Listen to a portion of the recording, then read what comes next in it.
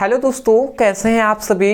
उम्मीद करता हूँ आप सभी बहुत ही अच्छे होंगे। तो हम लेकर आ गए हैं फिर से क्लास 12 फिजिक्स के VBI न्यूमेरिकल, जिसका ये 5वां वीडियो है। इससे पहले के हमने 5 VBI जो हमने कहा था सीरीज स्टार्ट किया था न्यूमेरिकल का, उसका 4 वीडियो हमने पहले ही बना दिया है। यदि आपने नहीं देखा, डिस्क्रिप्शन बॉक्स में लिंक है। इस वीडियो को देखने के पश्चात आप उस लिंक पे क्लिक कीजिएगा और जो न्यूमेरिकल का जो वीडियो का लिंक है उस पर क्लिक करेंगे तो आपको सभी वीडियो मिल जाएंगे। तो वहां से 4 जो वीडियो है उसको पढ़ लीजिएगा। 5वां वीडियो है, इसमें भी हम जो आपके संपूर्ण किताब के जो इंपॉर्टेंट क्वेश्चन है उसी को देखने वाले हैं। और एक हमने क्वेश्चन भी लिया हुआ है, थोड़ा सा आप ध्यान से समझेंगे। इस टाइप के क्वेश्चन बार बार आपके बोर्ड एग्जाम में पूछे गए हैं, तो ध्यान से समझिएगा। देखिए क्वेश्चन कितना, बहुत से ऐसे स्टूडेंट हैं जो इसी पर कंफ्यूज हो जाते हैं।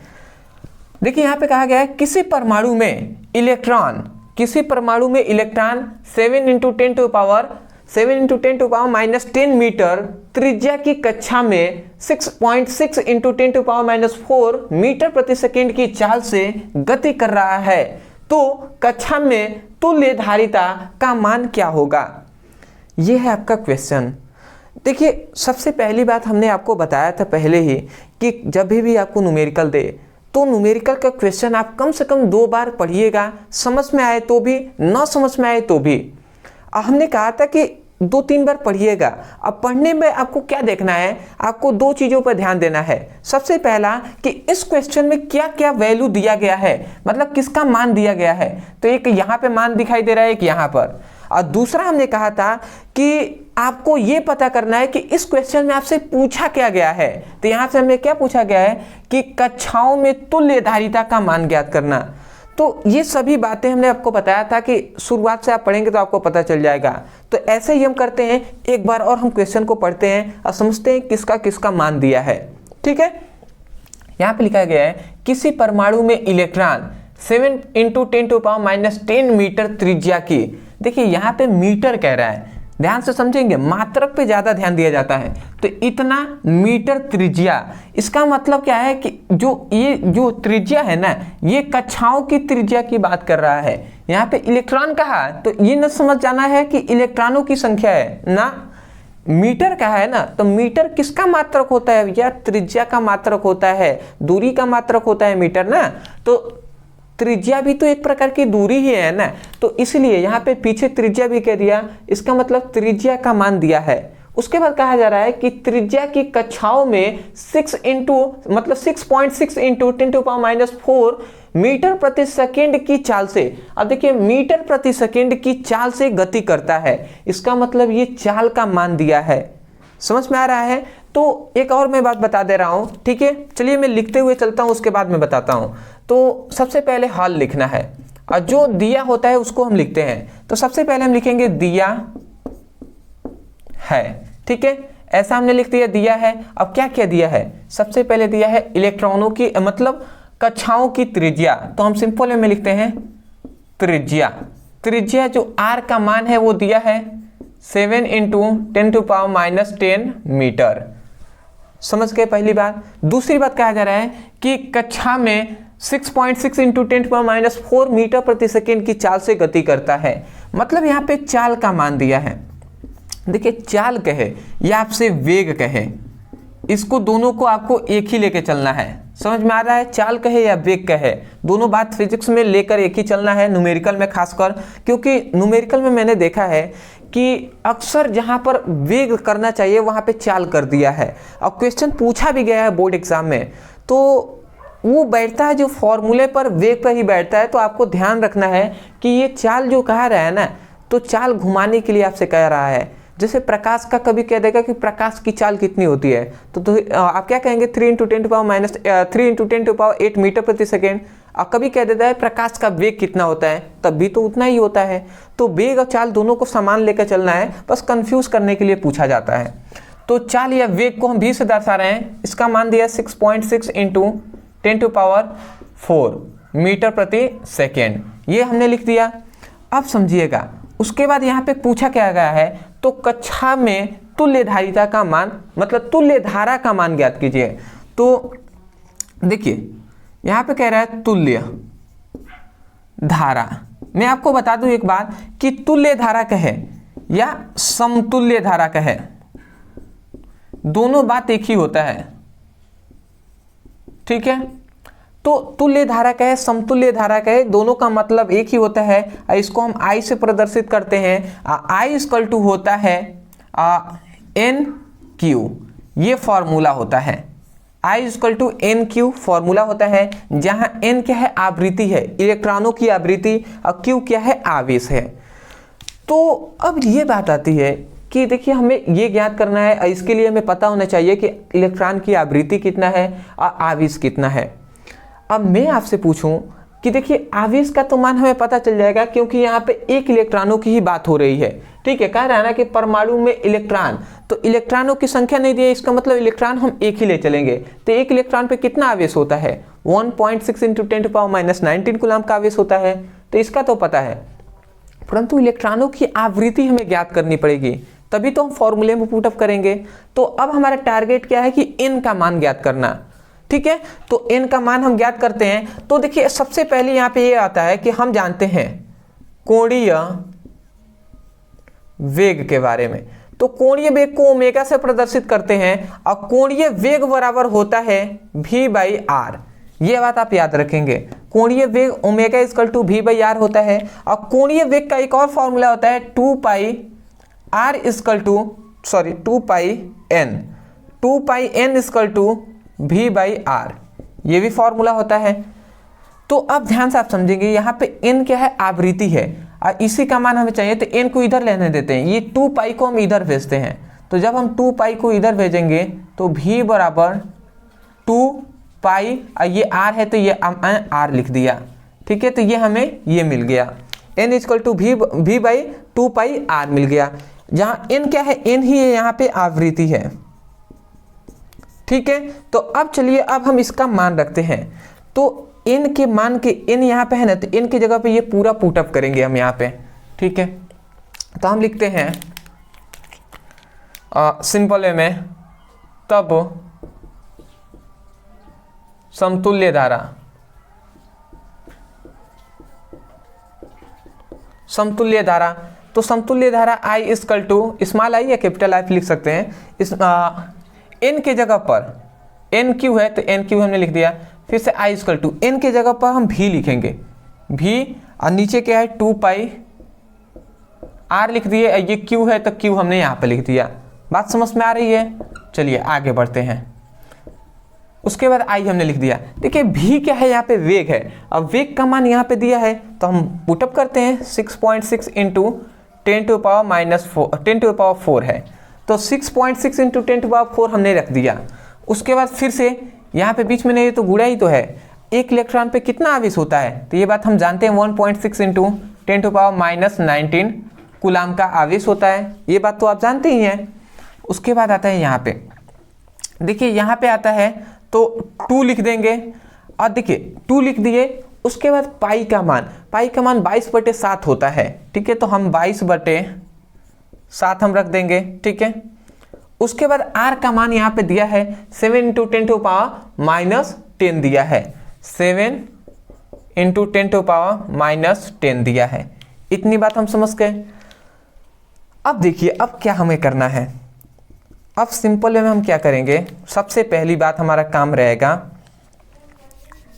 हम क्या करेंगे, देखिए ये 10⁻, सबसे पहले 10⁻, ये 19 है, ठीक है। ये 10⁻, पहले हम इन दोनों को पास ले लेते हैं, तो 6.6 और फिर से 1.6, फिर से ये 10⁻⁻4 है, 10⁻4 है ना, तो 10⁻4 है, ये 10⁻- क्या है 19 है, तो -19 में से 4 जाएगा, जब हर समान होता है तो घातों को जोड़ लेते हैं, -19 है में से 4 चला जाएगा तो -15 बचेगा, तो -15 हमने लिख दिया। समझ में आ रहा है ना, ठीक है। उसके बाद ये 10⁻-10 है, इसको अगर हम ऊपर भेजते हैं तो ये 10 केवल 10 हो जाएगा बिल्कुल, ये इधर माइनस में ऊपर जाएगा तो प्लस हो जाएगा। उसके बाद नीचे क्या बचा, नीचे आप समझिएगा, आपको अगर ध्यान से देखें तो इस 7 से ये 7 कैंसिल हो जाएगा, कैंसिल हो गया। उसके बाद 22 दूना क्या होता है, 44 होता है, ठीक है। तो अभी हम लिखते हैं 22 × 2 हम लिखते हैं, ऐसा हमने लिख दिया। तो अब हम आगे इसको अगर सॉल्व करें तो i इक्वल टू, अब ध्यान से आप समझिएगा, 6.6 में आप 1.6 का गुणा कराते हैं तो आपको याद रखना है कि 10.56 आ जाएगा। आप गुणा करा के देख लीजिएगा, इतना आ जाएगा। ठीक है, हमने गुणा कराया है तो मुझे पता है। ठीक है, अब गुणा हम सिखाने लगे तो टाइम लगेगा ना। ठीक है, तो इतना तो आप कर ही सकते हैं। उसके बाद 10 टू पावर देखिए -15 है और ये 10 टू पावर 10 है, तो 10 में से 15 मतलब ये -15 है, ये 10 है, तो -10 में से 15 गया तो -5 बचेगा, तो 10 टू पावर -5 हमने लिख दिया, 10 टू पावर -5 हमने लिख दिया। उसके बाद आप थोड़ा सा ध्यान से आप समझेंगे, नीचे क्या है, 2 है और 22 है, यही तो है। अब ध्यान से समझिएगा, अगर ये 10 टू द पावर 10.56 है, इसमें अगर हम 2 का भाग देते हैं तो क्या होगा, ये 2 से ये 5 बार में जाएगा और ये 56 है ना, तो कितना बार में, 2 दूना 4 और 2 अठे 16, मतलब 5.28 आ जाएगा। तो यदि हम 2 से इसको अगर हम दोनों इनको काटें तो ये दशमलव है, यहाँ पे याद रखेंगे। ठीक है, तो i इक्वल टू यहाँ पे क्या आ जाएगा, यहाँ पे आ जाएगा 5.28, ये आ जाएगा। और उसके बाद नीचे क्या आ जाएगा, 10 टू पावर -5 और ये क्या आ जाएगा, 22। ठीक है, अब देखिए ये आपका आंसर हो जाएगा। ठीक है, और यहाँ पे एम्पियर आप लिख सकते हैं। ठीक है, या ए केवल लिख देंगे। तो देखिए ये आपका आंसर हो गया। अगर आप इसको आगे सॉल्व करना चाहें तो कुछ नहीं करना है, बस ये 22 में आप इतना का भाग दे दीजिएगा तो 0 ऐसा कुछ आएगा आपको। उसके बाद 10 टू पावर 5 लिख देंगे, कंफर्म आपका सही हो जाएगा। समझ रहे हैं, इतना भी लिखते हैं तो ऐसा नहीं है कि गलत होगा, पूरा 100% सही होगा। ठीक है, बट आगे अगर आप सॉल्व करना चाहें या ऑब्जेक्टिव क्वेश्चन में ऐसा न्यूमेरिकल आ गया, वैसे तो आना ऐसा नहीं है, मुझे लगता है कि ये 4 नंबर 5 नंबर में एक क्वेश्चन पूछे जाने वाला है, सॉरी 3 नंबर में है। ठीक है, तो 3 नंबर वाला एक क्वेश्चन है। ठीक है, मुझे मिस्टेक हो रहा है, ये 3 नंबर वाला क्वेश्चन है, तो 3 नंबर में ये पूछा जाने वाला ऑब्जेक्टिव क्वेश्चन में, 1 नंबर में तो पूछेगा नहीं इतना हार्ड। तो मैं यही कहूँगा, इसको अगर चाहें तो आगे आप हॉल कर सकते हैं या इतना भी छोड़ देंगे। तो मैं आशा करता हूँ आप समझ गए होंगे। तो सबसे पहली बात कि आप ऐसे जो भी क्वेश्चन है उन सभी का आप प्रैक्टिस कीजिएगा। ठीक है, आगे के और भी एक क्वेश्चन है, उसके टाइप के हम क्वेश्चन को देख लेते हैं। सबसे पहले आप स्क्रीनशॉट ले लीजिए। तो आशा करता हूँ दोस्तों आपने अच्छे से स्क्रीनशॉट ले लिया होगा। तो देखिए अब हमने एक क्वेश्चन लाया है और ये क्वेश्चन आपके लिए खासकर हमने लाया है। अगर आप इस क्वेश्चन को हल कर पाते हैं तो आप समझेंगे कि कुछ आपकी तैयारी न्यूमेरिकल में हो गई है, और यदि आप नहीं कर पाए तो आप समझ सकते हैं कि अभी आपकी न्यूमेरिकल की तैयारी में कह सकता हूं कि आपकी तैयारी 100 में से 10 या 20% हुई है। ठीक है, तो मैं यही कहूँगा, इसको ध्यान से आप समझिए। सबसे पहले क्वेश्चन है और ये क्वेश्चन आपका 2 नंबर में पूछा गया है। ठीक है, तो ये मैं कहूँगा कि 2 नंबर वाला मैं पहली बार न्यूमेरिकल में करा रहा हूँ। ठीक है, जो ये सीरीज स्टार्ट हुआ है तो 2 नंबर कम नहीं होते हैं, बट 9 नंबर वाला न्यूमेरिकल ये है। देखिए छोटा सा ही क्वेश्चन है पर आपको इसको हल करना है। ठीक है, तो समझिए क्वेश्चन क्या कहा गया है। कह रहा है कि 12.5 × 10 टू पावर 18 इलेक्ट्रॉनों के आवेशों की गणना कीजिए। अब यहाँ पे क्वेश्चन कह दिया, अगर आप हल करना चाहें तो वीडियो को रोकिए अभी। ठीक है, वैसे छोड़िए, आप लिखना चालू कीजिए, इसको हल कीजिए। ठीक है, हल करने के बाद आप फिर से देखेंगे। ठीक है, तो मैं वैसे तो हल करा रहा हूँ, बट मैं कहूँगा कि अभी आप प्रैक्टिस कीजिए और हल करने का प्रयास कीजिए। और नहीं कर रहे हैं तो ध्यान से देखिए, मैं हल कर दे रहा हूँ और उसके बाद आप समझिएगा कि न्यूमेरिकल पर ज़्यादा फोकस करना है और न्यूमेरिकल पर हमेशा ध्यान दीजिएगा। ठीक है, तो चलिए मैं हल कर रहा हूँ। वैसे जो स्टूडेंट होंगे वो हल कर लिए होंगे। ठीक है, तो देखिए यहाँ पे हम कह रहे हैं इतना इलेक्ट्रॉन, कह रहे हैं ना, हम ले लेते हैं इतना इलेक्ट्रॉनों के, मतलब ये इलेक्ट्रॉनों की संख्या का दिया है, इलेक्ट्रॉनों के आवेशों की गणना कीजिए। मतलब इतना इलेक्ट्रॉन है तो इन इलेक्ट्रॉनों पर कितना आवेश है इसकी गणना करना है। तो हम लिखेंगे दिया है। अब ये क्या है, इलेक्ट्रॉनों की संख्या का मान दिया है, तो हम लिखेंगे इलेक्ट्रॉनों की संख्या। अब इलेक्ट्रॉनों की संख्या का मान दिया है जिसे n से दर्शाते हैं, n equal to 12.5 × 10 to power 18। ये थोड़ा सा हमने गलत लिख दिया। ठीक है, 10⁻18, ठीक है। तो ये हमने लिख दिया इलेक्ट्रॉनों की संख्या का मान। अब इसमें पूछ रहा है कि आवेशों की गणना कीजिए, तो आवेश की गणना करना है, मतलब Q की गणना करना है। तो हम आवेश बराबर जानते हैं, आवेश का फॉर्मूला आता है N × E होता है, मतलब इलेक्ट्रॉनों की संख्या, एक इलेक्ट्रॉन पे जितना आवेश होता है वो हमें लिखना है। तो चलिए हम पुटअप करते हैं, क्या दिक्कत है। हम रखेंगे यहाँ पे Q, N का मान यहाँ पे दिया है 12.5 × 10⁻18, ठीक है, ये हमने लिख दिया। उसके बाद गुणा एक इलेक्ट्रॉन, ई क्या है, एक इलेक्ट्रॉन पर आवेश। तो एक इलेक्ट्रॉन पे कितना आवेश होता है हम जानते हैं 1.6 × 10⁻19 कूलाम का ऋण आवेश होता है, ये हमने लिख दिया। अब हम सिंपल में गुणा करा देंगे। तो यहाँ पे जब हम गुणा कराते हैं तो देखिए हम क्या करेंगे, ये 12.5 है, इसका हम गुणा कराते हैं तो 1.6, और फिर से इन दोनों का अगर हम गुणा करते हैं 10⁻, ये 18 और 10⁻−19, ये हमने लिख दिया। अब समझिएगा, अगर हम इन दोनों का गुणा कराते हैं तो आप देख लीजिएगा ये 20 आएगा, ठीक है। ये अगर दोनों गुणा कराते हैं तो 20 आ जाएगा। अब गुणा कराकर देख लीजिएगा दशमलव में, ठीक है, मैं जानता हूँ, ठीक है, मैंने देखा है गुणा कराकर भी। तो अब देखते हैं 18, 10⁻18 है और 10⁻−19 है, तो ये -19 है और ये 18 है प्लस में, तो -19 में से 18 गया तो -1 बचा, तो 10⁻−1 हमने लिख दिया। तो देखिए आप चाहें तो यहाँ पर आंसर लिख सकते हैं, यहाँ पे कूलाम आप लिख देंगे, ठीक है, क्योंकि आवेश का मात्रक होता है कूलाम। या आप इसी को चाहें तो देखिए -1 है ना, तो -1 का मतलब कि इसमें 0.1 आगे आ जाएगा, ठीक है। या अगर सिंपल में समझें तो ये 20 को अगर चाहें तो 2 × 10 लिख सकते हैं, 10 दूना 20 हो जाएगा, तो वही बात हमने लिखी है। 10⁻−1 है तो 1 हमने लिख दिया। अब इस पर कुछ नहीं है तो +1 है, तो देखिए ये प्लस में 1 है और ये माइनस में 1, तो ये दोनों कैंसिल हो जाएंगे, तो केवल 2 ही ना बचा, तो Q = 2 बच गया। और ये कूलाम के लिए हम C लिख दे रहे हैं। तो देखिए ये आपका Q का मान निकल गया। तो या तो आप यहाँ तक कीजिए या तो आप यहाँ तक कीजिए, दोनों बात एक ही है। तो ये हुआ आपका न्यूमेरिकल। मैं आशा करता हूँ कि आप इस न्यूमेरिकल को पहले ही कर लिए होंगे, ठीक है। बट अगर आपने नहीं किया होगा, आपको नहीं आया होगा, तो निराश होने की ज़रूरत नहीं है। आप बस मैं यही कहूँगा कि जितना आप प्रैक्टिस करेंगे न्यूमेरिकल में उतना ही ज़्यादा आपको आएगा।